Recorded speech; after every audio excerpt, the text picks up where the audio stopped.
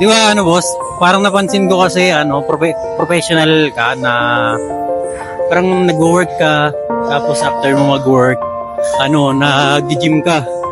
Tama? Tama daw. Ano ba yung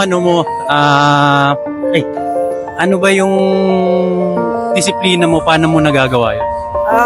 Discipline. Basta naka-mindset ako na yung workout part na ng buhay. Kapag iniisip ko yon, kahit na pagod na ako sa work, mag-workout ako.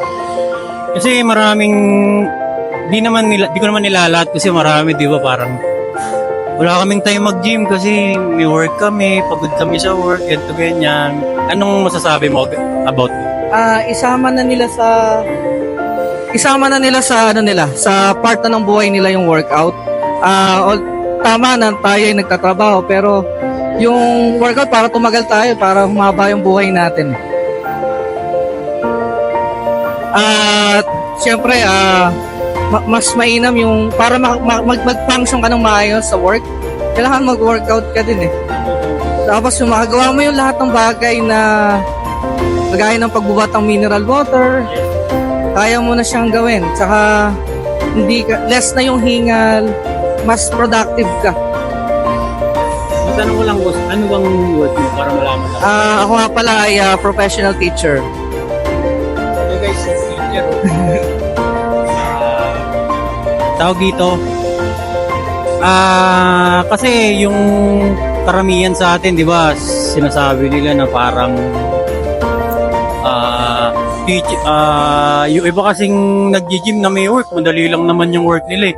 Kumbaga may mga excuses din sila. Ano bang masasabi mo?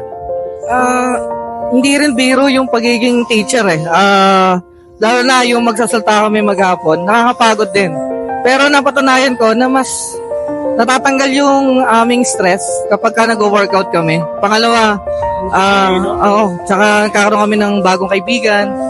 Yung socialization, mas na-improve namin. Last question na lang, sir, ano nga pa pala pangalan? Ryan po. Sir Ryan, tawag dito.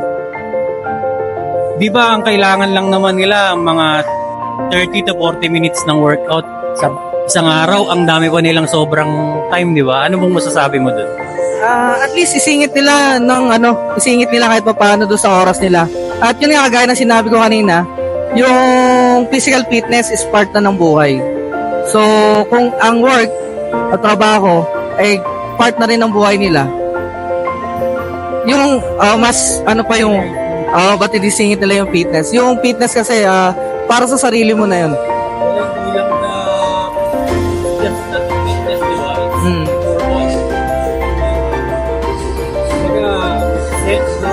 Apo.